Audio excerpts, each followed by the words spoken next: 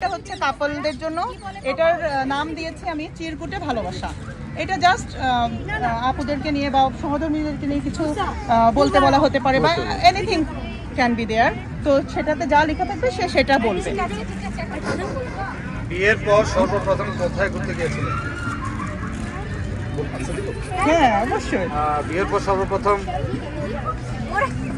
ওরে বাবা এনজয় করতে নাকি এবার? আমরা সেন্ট মার্টিনে গিয়েছিলাম। মাশাআল্লাহ।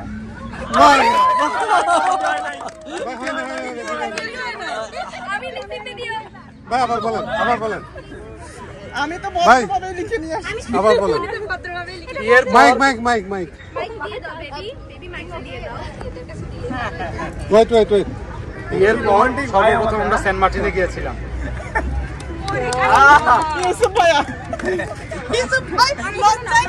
আচ্ছা সবারটা সবাই ধরে রেখে লাস্টে ওইটা না ভায়ারটা ফেলাই দেন, মানে ভায়ারটা ভায়ার হাতে থাক, সমস্যা নাই। ওর মধ্যে আরো আছে, সবার জন্য এক একটা আছে।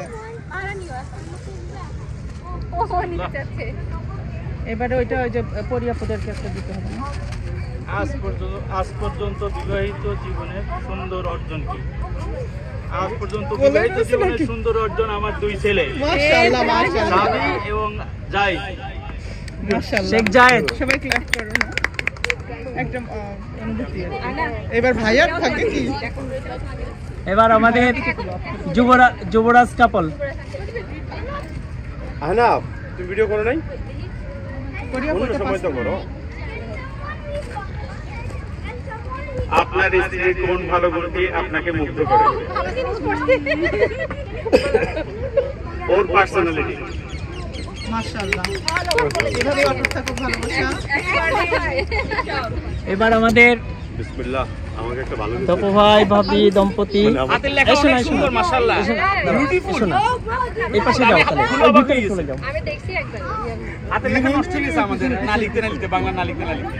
আমারটা তো এটা তো একটা জটিল কাজ হয়ে গেছে। আপনার স্ত্রীর তিনটি ভালো দিক বলুন। এখন অনেকগুলো ভালো দিক থেকে তিনটা ভালো দিক বলা এটা সমস্যা, কারণ পরে কিন্তু ব্যাকফায়ার হবে যে ওইটা কেন বললা না, এইটা কেন বললা না। না না বলেন বেস্ট। আচ্ছা তিনটাই বলেন। আচ্ছা, ওর সর্বপ্রথম ভালো দিক হচ্ছে ও আমার মা বাবার প্রতি যথেষ্ট ক্যারিং। যদি আমার আব্বা গত মাসে দুনিয়া থেকে চলে গেছেন, আমার আব্বা আমার প্রতি যথেষ্ট ক্যারিং ছিল, যেটা আমার খুব জরুরি ছিল। নাম্বার 1 হচ্ছে কেয়ারিং ছিল।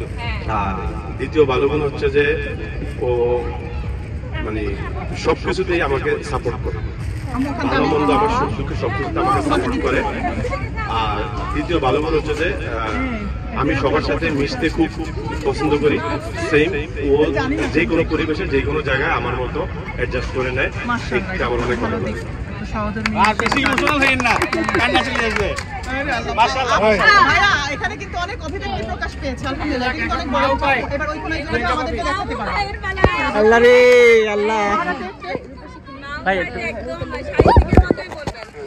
তুমি আরেকটু আগে বসো, এখানে আরেকটু আগে। এখানে আরেকটু আগে।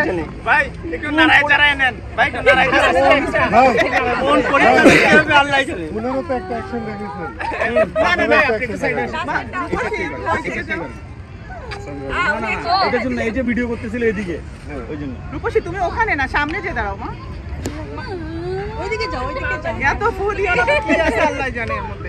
মাইকটা কোথায়? বাপি ভাই এই মাইকটা দাও। একটু পড়ে শোনান। আহনাফ যুবরাজ ভাই একটু পড়ে শোনান আপনি। আরে পড়ো না, এমন অনেক লেখা এখানে। বলেন। আরে না কিছুই নাই।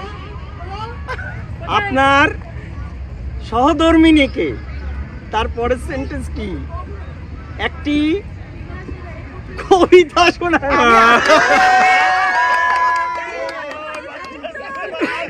আমি ভালোবাসি আর আমার ভাগ্যে এটা বলে আমি ভাবতে ভালো করতে ভাইয়া। দেখছেন? ভাই খুবই ভালো। মাইক কই? ওই যে কবিতা কবি হতে হবে। মাইক কই? মাইক আমি তো অবশ্যই ধন্য, আমার জীবন ধন্য।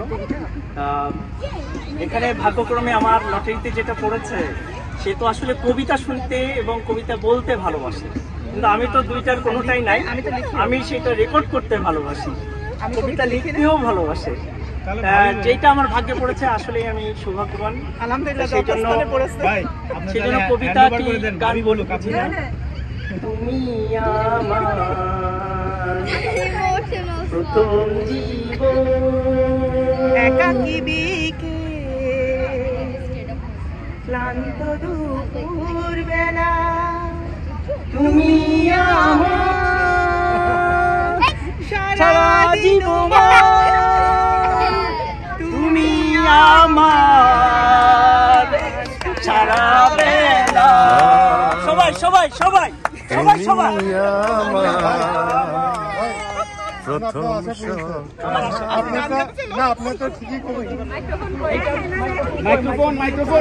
আনা মাইক্রোফোনটা দাও। রাজকন্যা রাজকন্যা মাইক্রোফোনটা নিয়ে আসো। আপনার স্ত্রী আপনার কোন গুণে মুগ্ধ?